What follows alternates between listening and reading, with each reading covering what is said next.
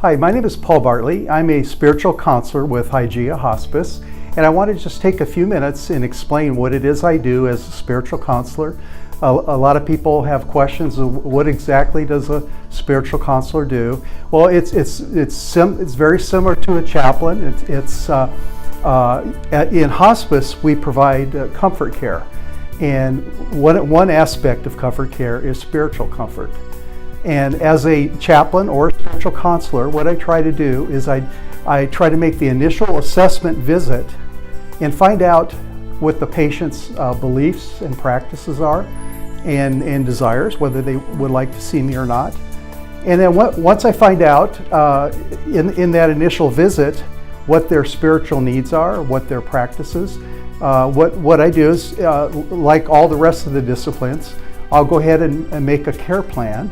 And I'll talk with the family in terms of how many visits a month and that sort of thing. And tailor my visit based on what their needs are and what their practices are.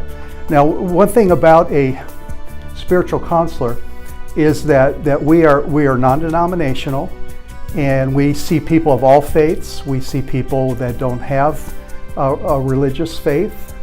But everybody's spiritual, and everybody has spiritual beliefs. And so some of the other areas that we go into, we do something that's called life review. And in life review, what we do is we talk about important issues in people's lives, things that have happened throughout their life. And oftentimes part of the life review is I'll ask the family for the family photo album. And we'll pull that out and we'll look at various photos. You know, like I tell everybody, we generally will take photographs of enjoyable times, birthdays, celebrations, weddings, and that sort of thing. And that's actually very helpful, because you find as you share that with the family or with our patient, you'll find that they begin to relive that moment, and they feel a sense of joy, and they realize that their life is much more than just the period of being ill. And it's a sense of bringing an emotional peace to them, and so we do that often. And another thing that we do is I try to find out what their hobbies have been throughout their life. And let me give you an example. I've had several patients who their hobby was gardening.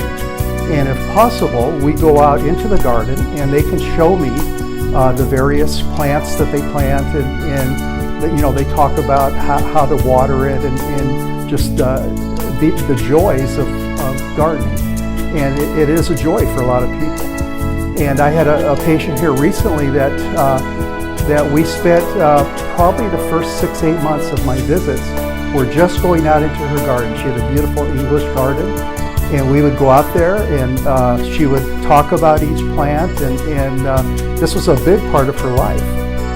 And then she got to the point where she was bedridden and she was no longer to go outside. So what I would do is I would, from her room, I would look out and I would tell her how her plants are all doing. That's how we related.